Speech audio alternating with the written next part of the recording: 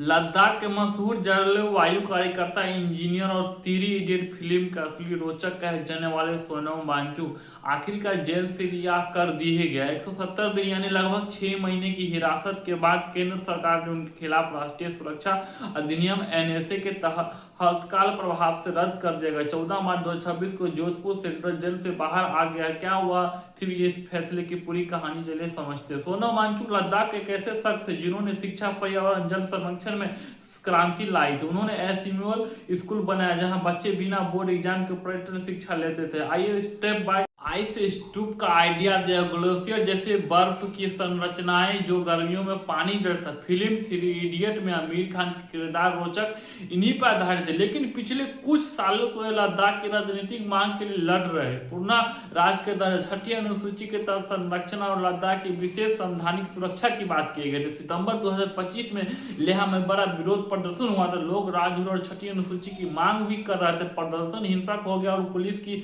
Firing में 4 लोगों की मौत भी हो गई, दर्जनों लोग घायल हो गए। सरकार ने आरोप लगाया कि सोनम वांगचुक ने भड़काया था भड़का को। 26 सितंबर 2025 को उन्हें एनएसए के तहत हिरासत में लिया गया और जोधपुर सेंट्रल जेल भेज दिया गया। एनएसए के एक बहुत सख्त कानून है, बिना ट्रायल के 1 साल तक हिरासत में रखा जा सकता है। 170 दिन तक सोनम वांगचुक जेल में रहे। उनकी पत्नी गीतांजलि आंगू ने सुप्रीम कोर्ट में याचिका दायर किया था। स्वास्थ्य बिगड़ने की खबरें आई थी, दुरुस्त पानी, मानसिक तनाव। जनवरी फरवरी 2026 में मामला सुप्रीम कोर्ट पहुंचे।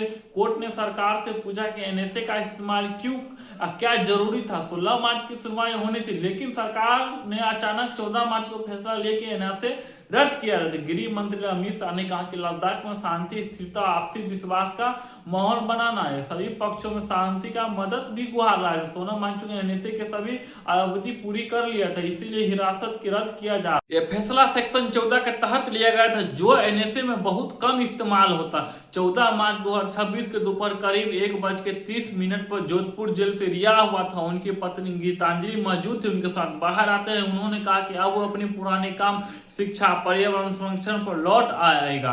अरविंद केजरीवाल ने, शशि थरूर जैसे नेताओं ने सरकार पर कड़ा निशाना साधा। लद्दाख के लोग खुश हैं, लेकिन मांग अभी भी जारी। कई लोग इसे लोकतंत्र की जीत मान रहा है। अब सवाल यह है कि लद्दाख की मांग पूरी होगा या केंद्र सरकार ने क्या कहा, संवादना होगी। लेकिन राजौर या छठी अनुसूची पर अभी कोई बड़ा ऐलान नहीं हुआ। सोनम वांगचुक जैसे लोग भारत के लिए बहुत महत्वपूर्ण है, हिमालय की रक्षा करता है, क्लाइमेट चेंज से लड़ाई है। उनकी रिहा से उम्मीद होगी कि अब बातचीत समाधान से निकलेगा। दोस्तों, क्या आपको लगता है सरकार का यह फैसला सही था या गलत? अपनी राय जरूर